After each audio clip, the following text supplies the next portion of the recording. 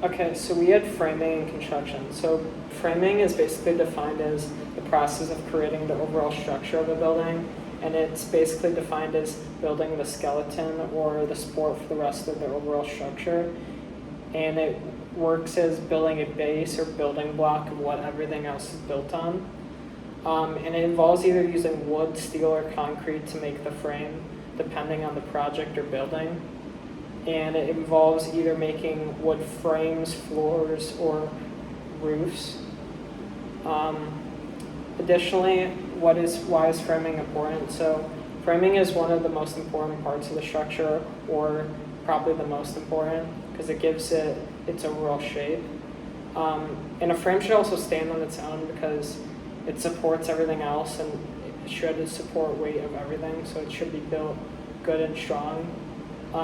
And a bad framework has the risk of collapsing, which is really catastrophic for a construction company, because it either can cost more money, delay the project, or stop it completely. And a great framework provides strength and longevity for the building, which is very important. Hello, I'm Charlie Buckle, and I'm here to talk about kind of more about the wall. So one thing you have to keep in note is the physics behind it. So obviously you have gravity pushing down, so you can't just have a wall outline and expect that to be your wall, because that would just collapse just because of gravity would just push it down. So that's why you have studs in place to keep it all up and together. So right here I have a little model to show right here. Shout out to Ultra for helping me make it. So as you see with the wall frame that I have here, you see that if you ever include doors or anything like that, you have headers here and a jack stud. I don't know if you can see it from the video, but I do have jack studs that are supposed to hold the header. Same thing with the window system. Only thing different about it is that you have the sill, and then you have other little studs that help support it. Now, one thing to keep in note is that all the studs do have to connect together. So this would be a bad example of a bad wall system, because it is not connected to the sill, and the sill is connected to the studs out here. So if it wasn't all connected and you try to build this in real life, it would just collapse because it's a weak system in the wall. It's obviously bad to have that in there. So there's a little model to show basically of how, a wall frame should work and what it should look like. This is not a good one because it should all be uniform, but nonetheless, it is what it should look like if you ever see a wall system in construction. So, little model for you right there. And we're qualified to talk about it because we have had experience in lab making floor frames and wall frames. So seeing it firsthand has definitely helped us and researching and knowing what we're talking about. After showing the model, I will be talking about standard framing. So standard framing is basically defined as making a wood frame to support the overall structure. So it's most commonly used in residential construction, with 94% of the market using it, which is a great amount.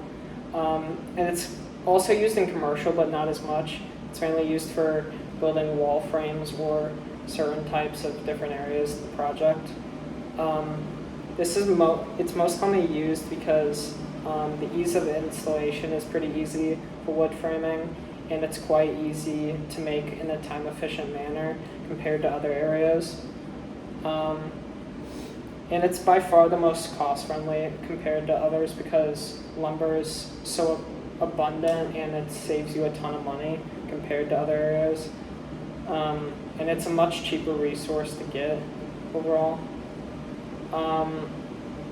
And finally, it's a more viable option because it provides more flexibility in how you want to design your project, because you can manipulate wood in any way you want with a house or different areas, which is very different compared to other types of materials.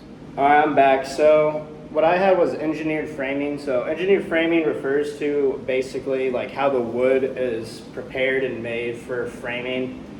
So it is very important that your wood is obviously good for your frame because it's got to hold up a whole building, especially for wood framing. So it's very important that the wood is treated and it is in the right kind of shapes too to make it hold.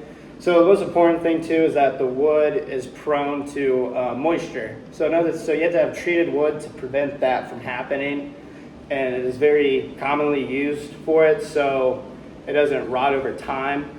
Downsides to this though is that if water does get trapped with these woods and it's not dried, it does rot faster than it typically is. Another thing about these two is that they carry a lot of weight to them. So they carry a lot more weight than regular wood from straight out of like a lumber yard that's not treated. Would carry more weight, which is obviously a better solution to have.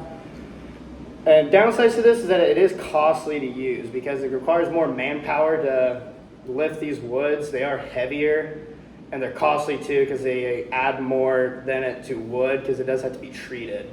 But the benefit is it is really good for it because it makes your structure better, holds more, and makes moisture not get trapped as much into it. So it would make the structure better. Hello, my name is Jack Basilio, and I'm going to be talking about advanced framing. Advanced framing, also known as optimum value engineering, or OVE, is a construction technique that aims to maximize energy efficiency and reduce material waste compared to traditional framing methods. It involves using fewer framing members while still maintaining structural integrity. This is achieved by spacing studs and joists further apart than in standard framing, typically at 24 inches on center instead of 16, as well as using single top plates instead of double. This allows for the prevention of thermal bridging and allows for additional insulation in the cavities and walls. In short, its goal is to reduce costs and increase functionality to increase the overall value of the project. Some advantages to using advanced framing techniques are energy efficiency, less raw material waste, increased insulation, and just overall faster construction. The adoption of advanced framing can lead to improved indoor air quality and occupant comfort, as the increased insulation and reduced thermal bridging help regulate interior temperatures more effectively. However, advanced framing may require a different approach and may not be suitable for all building types or regions. This is due to the reduced number of framing members, which could affect structural integrity if not properly designed. Successful implementation requires collaboration between architects, engineers, contractors, and other stakeholders to ensure that the design and construction process aligns with the project goals and the local building regulations. Ultimately, while advanced framing presents promising solutions for modern construction challenges, its widespread adoption may require further education and awareness within the industry. I'm Julie Hockey, and I'm going to be talking about metal framing. So metal framing is the use of metal studs used to create walls and other structures.